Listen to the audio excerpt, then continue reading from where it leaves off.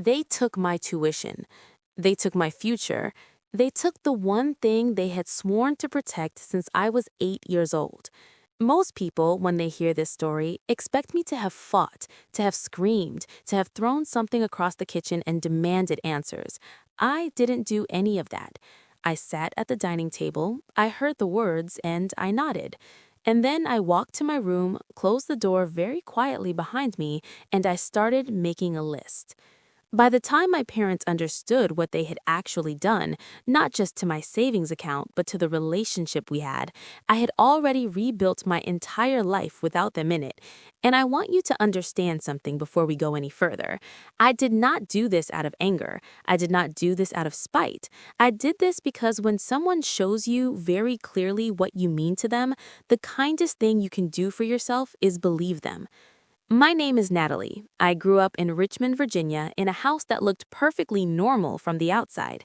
3 bedrooms, a porch with a white railing, a mailbox my dad painted green every summer. From the outside, it looked like exactly what it was supposed to be, a home. From the inside, it was something more complicated than that. I am the second child, the younger one, and I have one older brother named Tyler. Now, I want to be careful here because I am not telling this story to make my brother out to be a monster. Tyler was not a monster. Tyler was just Tyler. He was louder than me, funnier than me, and from the time he was maybe 12 years old, he had figured out that our parents responded to noise, to presence, to demands. The more he pushed, the more they gave. And by the time we were teenagers, the pattern had set so deeply into our family that nobody even questioned it anymore. Tyler wanted a car for his 16th birthday. He got one. I asked for a laptop for mine. They said we would figure it out. I used the school library computer for 2 years. Tyler dropped out of community college after 1 semester. My parents said, well, he just needs to find his path. I had a 3.9 GPA and 2 extracurricular leadership positions, and I heard, don't get too ahead of yourself, Natalie. This is not a story about jealousy. I want to make that clear. I was not sitting in the corner of my bedroom simmering in resentment while Tyler lived his life. I was busy. I was focused. I had a plan. And a big part of that plan, a cornerstone of it really, was something my parents had told me about since the 3rd grade, the college fund. My father, Frank, had set it up when I was young. I remember him sitting me down at the kitchen table when I was around 8 years old, pulling out a folder and showing me something I didn't fully understand yet, a savings account statement with my name at the top. This is yours, he said. Every year we add to it, and when it's time for you to go to college, you'll have what you need. My mother, Linda, had nodded from across the table. We started at the year you were born, she said.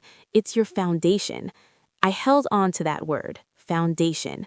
For 10 years, I made every academic decision with that word somewhere in the back of my mind. I studied when I didn't feel like it. I turned down things that would have been fun because I was too focused on building a future. I applied to universities that matched my strengths, schools with strong programs in the field I had chosen, which was environmental policy. I was accepted to 3 of them. The one I wanted most was the University of Massachusetts Boston, specifically because of their environmental studies program and a nonprofit partnership I had been in contact with for over 2 years. The tuition, room, and board combined came to just under $40,000 a year. Expensive, yes, but manageable. With the fund, combined with the partial merit scholarship I had been awarded and a part-time job, I had mapped it all out. I had a spreadsheet. I had contingency plans. I had spoken with the financial aid office. I was ready. And then, in the spring of my senior year of high school, my brother Tyler announced that he was getting married. His fiancée was a woman named Courtney. Courtney was not a bad person. I want to say that plainly. She was bubbly and warm, and she laughed easily. And she had very specific ideas about what her wedding was going to look like. Very specific ideas. The engagement was announced at Sunday dinner in February. By March, Courtney had a planning binder. By April, the binder had color-coded sections with tabs. She wanted a countryside venue outside of Richmond. She wanted a live string quartet. She wanted a 4-tier cake with cascading fresh flowers from a florist she had already been following on Instagram for 2 years. She wanted a rehearsal dinner at a restaurant downtown that charged $200 per plate. I sat through these dinner conversations with a kind of quiet stillness. I asked my mother once, in passing, sometime in early April, after dinner while Tyler and Courtney were in the living room, "We're still on track with the fund, right?" My mother looked at me and said, "Of course, honey, don't worry about it." I didn't worry about it. I finished my senior year, I graduated with honors, I had my acceptance letter from UMass Boston printed and framed above my desk, and I spent that summer feeling, for the first time in a very long time, like everything I had worked toward was right there in front of me, close enough to reach. In August, 3 weeks before I was supposed to leave for Boston, my parents asked me to sit down at the kitchen table. I remember the evening light coming through the window. That is a strange thing to remember, but I do. It was warm and golden, and the house smelled like the pot roast my mother had been slow cooking all day. Everything looked exactly like home. And then my father placed his hands flat on the table and said, "Natalie, we need to talk to you about the fund." I felt something shift in my chest. Not panic, not yet, just a change in the air, the way you can feel a storm approaching before you can see a single cloud. "We've had to make some adjustments," he said. I looked at my mother. She was looking at the table. "What kind of adjustments?" I said. My voice was completely steady. I still do not fully understand how. My father explained slowly, the way people explain things when they are hoping the pace of the words will soften what the words actually mean. The wedding had gone over budget, significantly over budget. Courtney's guest list had expanded, the venue had additional service fees, the catering company had raised prices, there had been a deposit on a honeymoon resort. "We didn't want Tyler starting his marriage under financial pressure," my father said. He said it in the tone of a reasonable man making a reasonable decision. "The fund," I said. "How much is left?" Silence. "Dad, how much is left in my college fund?" He said a number. $1,100. I sat with that number for a moment. $1,100 out of what had been, the last time I had seen a statement about 2 years earlier, just over $38,000. 26 years of my life sat in that kitchen. My GPA sat in that kitchen. My acceptance letter and my spreadsheets and my 2 years of careful correspondence with a nonprofit in Boston, all of it sat at that kitchen table and watched my father tell me that they had spent my foundation on a rehearsal dinner and a 4-tier cake with cascading flowers from a florist she had already been following on Instagram for 2 years. And I nodded. I said, "Okay, thank you for telling me." I pushed my chair back from the table, I picked up my plate, carried it to the kitchen sink, rinsed it carefully and set it in the drying rack, and then I walked upstairs, I sat down at my desk, and I opened my laptop. What I did next, my parents have never fully understood.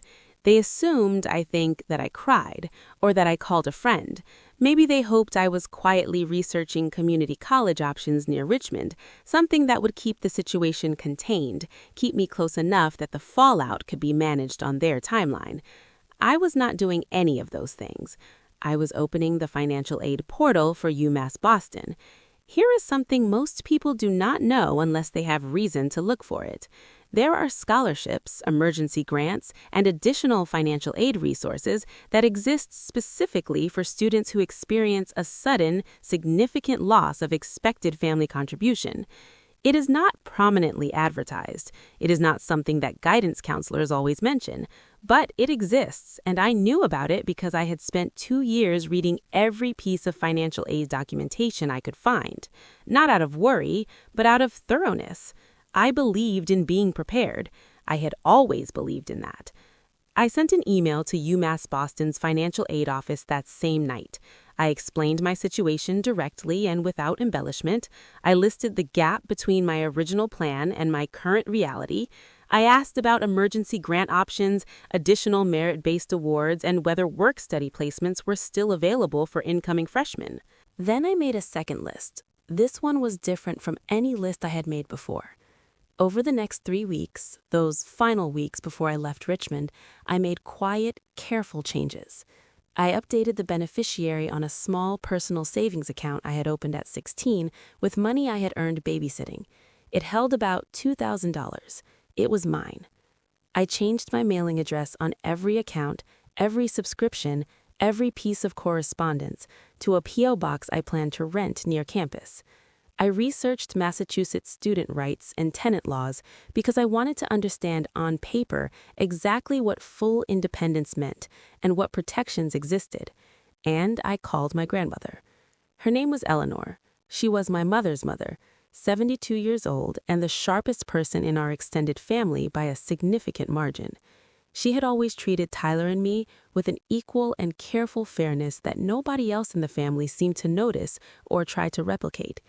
I called her on a Wednesday evening, and I told her everything: the fund, the number, the rehearsal dinner, the flowers on the cake.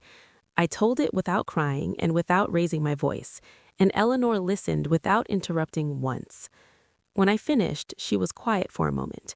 Then she said, "I'm going to send you something." She did not say what.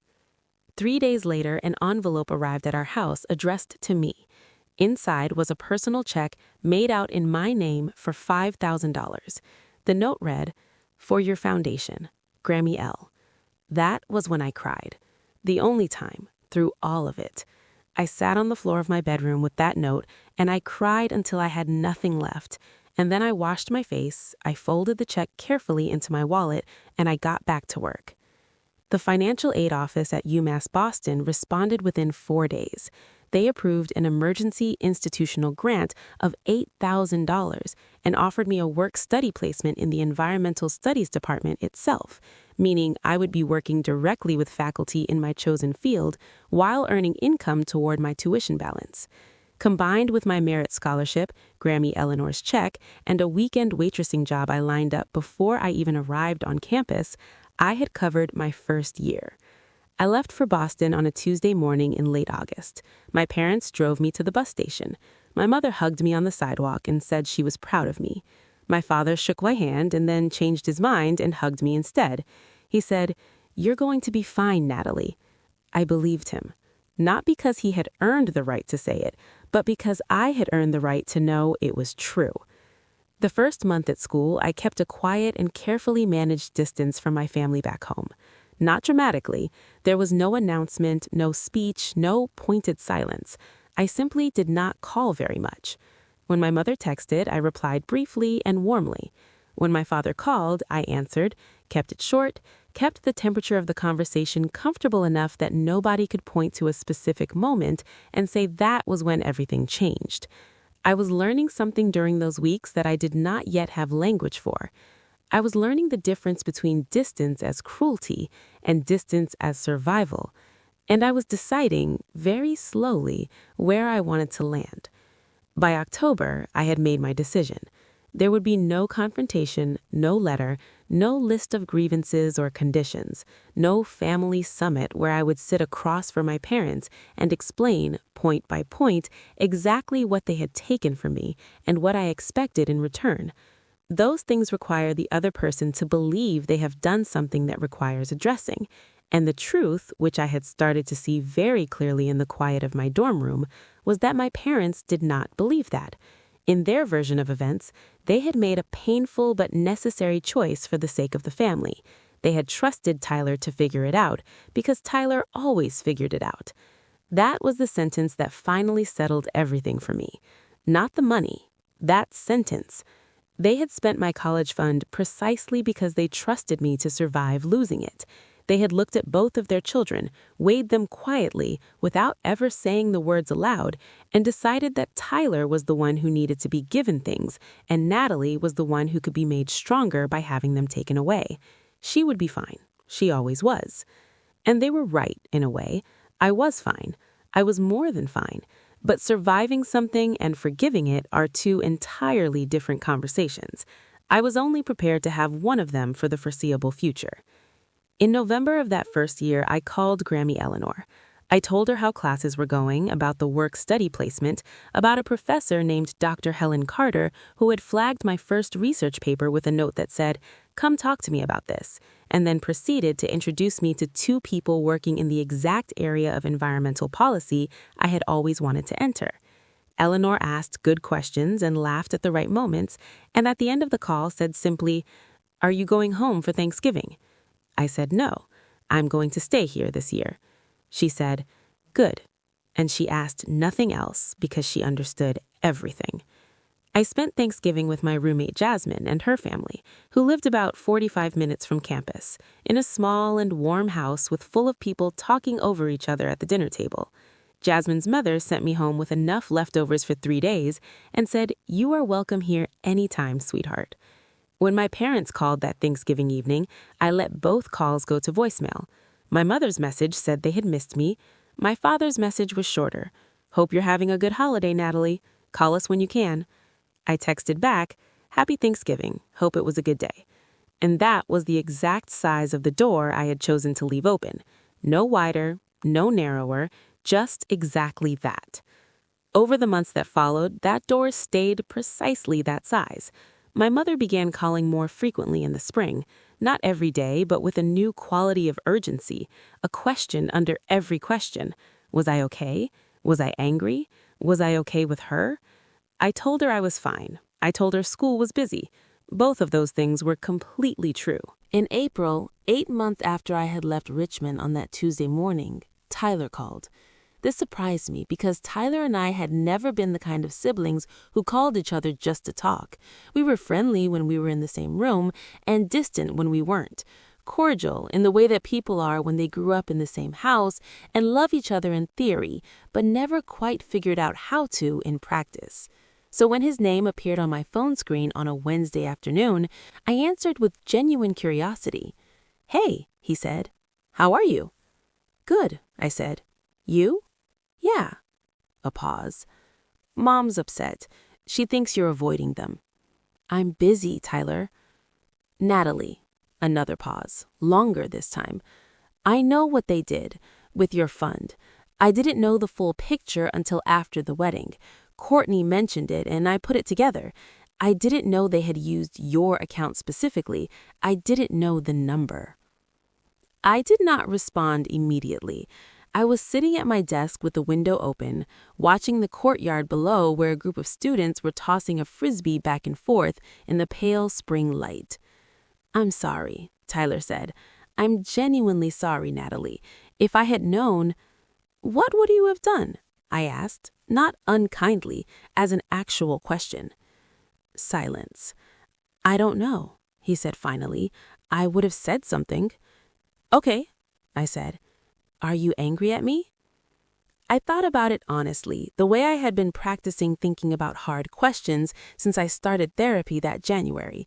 A therapist named Dr. Priya Nair, who worked out of a small office near campus and who had a gift for asking the exact question that unraveled the knot. I thought about whether I was angry at Tyler. Really thought about it. "No," I said. "I'm not angry at you. I'm not really angry at anyone anymore. I made some decisions about how I want to spend my time and my energy, and I'm living inside those decisions. That's all." "They think they're going to lose you," Tyler said. "I know." "Natalie." "Tyler," I said, gently but clearly. "I'm okay. I really am. But I need you to let me manage my own relationships on my own timeline. I'm not asking you to pick a side. I don't want that. I never wanted that. This is mine to work through." He said okay. We talked for a few more minutes about small things. His new job, my classes, a hiking trail near campus Jasmine had shown me. And when we hung up, I noticed something I had not expected to feel. Not sadness, not relief exactly. Something closer to resolution. A thing having been named quietly between two people who had never been good at naming things. Now, here is the part of this story that surprises people. When I say revenge, this is what I mean. Not a scene, not a confrontation, not a moment where someone is humiliated or exposed or made to publicly account for what they did. What I did was quieter than any of that, and I genuinely believe it was more permanent. I built a life. I finished my freshman year with a grade point average that earned me additional scholarship funding for the following year. I spent the summer in Boston on a paid research stipend through Dr. Carter's department. I did not go home. I told my parents I was working. I was. Sophomore year brought a closer circle of friends, a new apartment I shared with Jasmine, and a girl named Keely who was studying urban planning and made extraordinary breakfast food on Sunday mornings. It also brought something I had not allowed myself to expect: my name in print as a contributing researcher on a published environmental policy brief. A small thing, a footnote almost, but my name. Junior year brought an internship offer from a federal environmental agency in Washington, D.C. I sent my parents an email telling them. My mother replied within an hour. My father called and left a voicemail that evening. He sounded different somehow, in a way that had nothing to do with time. He said, "Your grandmother talks about you constantly, says you're doing incredible things." He paused at the end of the message for a moment that felt longer than it was, as though he had something else ready and decided to put back. I listened to that voicemail 3 times. Then I put my phone face down on my desk and finished the chapter I was reading. I called him back the following week and kept the conversation warm and brief. The relationship I have with my parents today is what it is. It is not nothing, I want to be clear about that. We speak every few weeks. They know the broad outline of my life. They do not know the details, and they have not been reinvited into them. My mother was the one who apologized. About a year and a half after I left for Boston, she called on a Sunday morning and said, without any preamble, "I need to tell you that what we did with your fund was wrong. I have been trying to find the right time to say that for over a year, and there is no right time, so I'm saying it now." I thanked her. I told her it meant something to me. I meant both of those things. I also kept the door exactly the same size it had been. My father has never used the word apology. He has said once that he thinks about it, that he thinks about that conversation at the kitchen table. I accepted that for what it was, which was the most he knew how to give. Tyler and I talk more now than we ever did when we shared a house and a childhood. He and Courtney have a daughter named Emma, who just turned 2 and who Tyler describes with the particular kind of dazed amazement that belongs only to new parents. I sent Emma a birthday gift wrapped in yellow paper. I will meet her in person someday. I think I am ready for that. Grammy Eleanor came to my college graduation. She sat in the 3rd row in a pale blue blazer, and when they called my name, I could hear her over the crowd. After the ceremony, she held me for a long time and said nothing at all. That was exactly right. Some things do not need words to be understood. My parents came to graduation too. We took photographs in the afternoon light outside the ceremony hall. My mother cried. My father hugged me tightly and said he was proud of me, and his voice had a small tremor in it that I think was genuine. I hugged him back. I smiled for the photos. The smile was real. What I need you to understand, what I have spent more time thinking about than anything else in this story, is this. I did not pull away from my parents as a punishment. I did not keep that door small because I wanted them to feel the smallness of it.